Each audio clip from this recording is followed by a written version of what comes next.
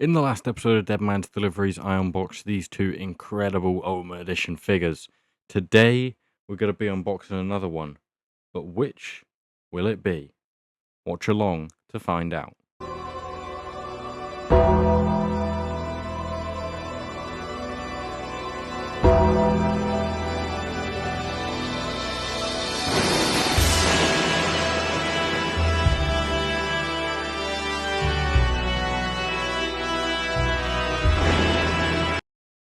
What's up, guys? Welcome back to the channel and welcome to episode 126 of Deadman's Deliveries.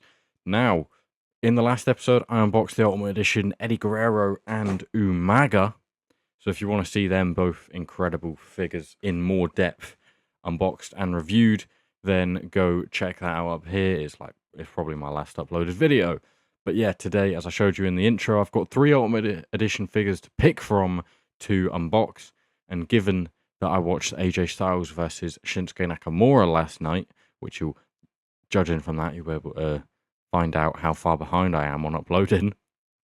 Because of that, and obviously Shinsuke's Japanese heritage, there's only one man that it makes sense to unbox today, and that is Hulk Hogan, the man who traveled between America and Japan, making it possible for him to wrestle 400 days a year. No, I'm joking, of course. We're going to be unboxing the Ultimate Edition Chase series. I don't know what, but it's Great Muta. So Eddie Guerrero and Umaga have sadly fell there. But we'll place them over there, and we'll get this unboxed, and then we'll get into the figure and the accessories. So I'll be back in a second.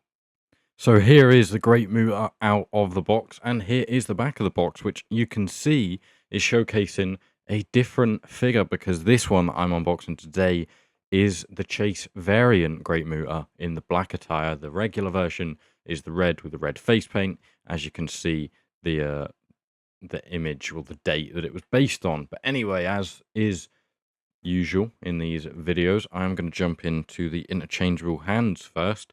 So we get a left hand here with like the open grasp hand, and then we get this slightly open one with just the 2 fingers.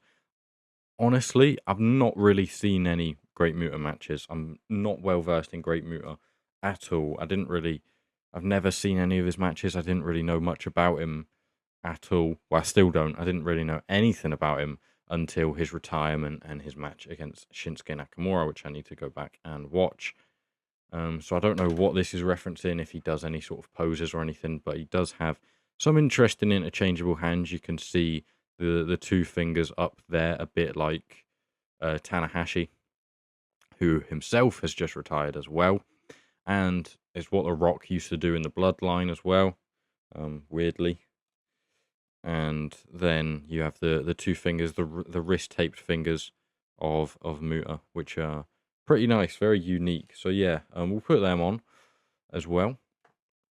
But I'm not really sure the importance behind it. Getting into the head sculpts, we have this one where he seems to have his tongue out of his mouth there. You got the black... Oh, I'm dropping everything already. Jesus. The black hair, the sort of bowl cut looking fringe. Kind of a mullet. Is that a mullet?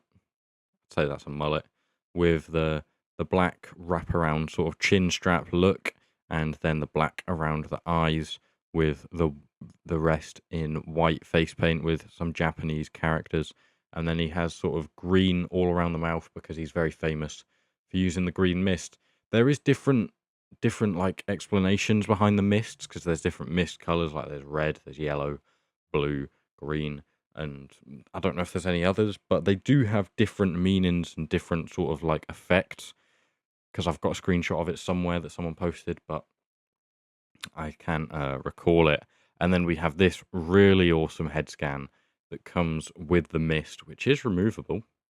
Comes because you can just have this as a head scan. It's just the same sort of thing without his tongue sticking out and just with the mouth open. But you can use it as a normal head scan without the mist. But the mist is such a cool accessory, especially for photography, for PIC-FED and stuff. It will just mean that you'll need to find some green food coloring or something to use. You know how you can use like food coloring or fake blood to put blood on figures. You also need a green one if you want to use this Muta in the PIC-FED, which I definitely will be at some point. But yeah, that is just such a cool accessory. We've seen it with Goldberg before.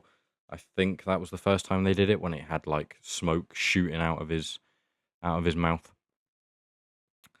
But then yeah, getting into the head guard, head accessory, the sort of mask, flowy sort of samurai looking mask in the red, and then you got the studs down the sides with the sort of face and nose covering. Then you have the two sort of like a silver Venn diagram there. You got little, like, they're like studded. I don't know what they are. I'm sure there's some significance to them other than they look a bit like Pac-Man. And then you have sort of the black outline of the bronze studs. Those are bronze as well. I don't know how well it's showing up on camera. It's not very bright in here, because I don't actually have my big light on. I've just got my softbox lights on. But yeah, that is really cool. And then we get into the jacket accessory, which does tie up by the look. Or is that Velcro? That looks like Velcro. Yeah, that's really cool. I like that. How it's just stuck in like the tied formation, and then you can just Velcro it. That's really handy. So you don't have to tie it up properly yourself, because they're always quite tricky to do. You got the black robe with the red outline and collar, and then the gold Japanese symbols / characters. The red cuffs, albeit I don't think it's a full length jacket. It's like up to like the bicep / elbow, as you can see there. And then you have the big Japanese character there. So that is all of the accessories. And then into Muta himself, it's quite a basic figure, but it's really nice. So you got the white bottom boots with the just plain black boots, plain black pants, you'd call them in America. They're basically joggers, aren't they? Well, they look sort of like joggers, straight leg joggers. I don't know what material they're supposed to be, whether they're like leather, like Shinsuke sort of wears, or whatever. But yeah, just plain black, nothing to write home about in them, which I don't mind. And then you get the plain black wrist tape. You got some finger tape on the right hand, nothing on the left hand. Just no tattoos on Muta, as it seems. But of course, Ultimate Editions have the drop down hips. They got the toe bend in there. They got the butterfly joints, the double jointed arms, which is just the norm now. But yeah, moves really well, given I've had this figure in the box for quite a while. I think this is from the same series as Drew McIntyre, which I unboxed on the channel not long ago, along with the Elite Series 120 Chase Cody Rhodes. Yeah, there's the back, got some chest hair, lower abdomen hair, and then here's the straight-faced Muta scan. Very straight-faced. Yeah, we will get into just throwing some accessories on there, get the robe on him. But yeah, this is a really, really nice figure. I saw these in Smith's a while ago when they were in stock, probably like 6 months ago or so, which I'm finally trying to open all my figures that I've got in the box and never got around to opening. But the Shinsuke AJ match last night really prompted me to it, which I thought was incredible. Really, really good match. Only angered me more about their WrestleMania 34 match, though, because I mean, it wasn't bad, really. It was an okay match. The result was Shinsuke should have won it, and he definitely shouldn't have turned heel. That's for sure. Yeah, there is Muta in that. We'll just pop the normal head scan back on as we put the head accessory on, and I think I've just found an Umaga head scan hiding in there. That Umaga figure was incredible. I think it is my only figure that I've bought this year that I've opened so far. Not that I've bought many figures, but I guess it has to be my favorite figure that I've got this year, because it's like the only one that I've opened. But it is really incredible. And here is Muta complete in the samurai sort of mask head covering, which just looks very, very cool. So there he is. Guess this is how he'd look on the entranceway coming down the ramp. But yeah, that Umaga is phenomenal. This figure is really, really nice. Quite basic. Not you know, more basic than some of his other figures. I don't know if you really kept up to date with it, obviously, but great Muta. I think when he had that match with Shinsuke, I don't know if he signed like a year-long Legends deal, but they pumped out Muta figures. They got like 5 Muta figures out because they basically had a short window where he was going to be under contract and they were going to be able to get figures out, and then that was it. So you got this one. That's why he was the chase in the Ultimate Edition. He had, I think he had 2 or 3 Monday Night Wars figures, and I think he had a chase in that set. I don't know if he had 2 Monday Night Wars figures and he was the chase in both of the sets, but there's an NWO one, there's another black and silver one, and then that Legends figure that he got in the red with like the flame gear and the face paint and the head covering and the robe. Wow, incredible figure. If I can be bothered, I'll put a picture of it up here because, yeah, incredible.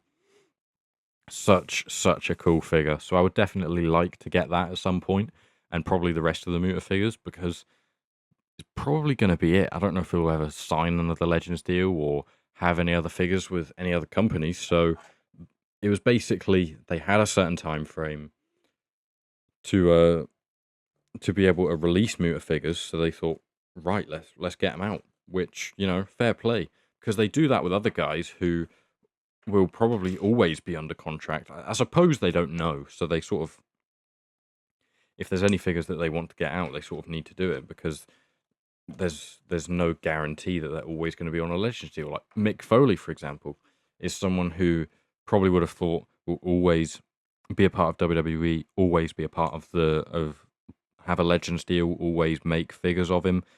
But he seems to have parted company with WWE over the White House stuff and that whole controversy.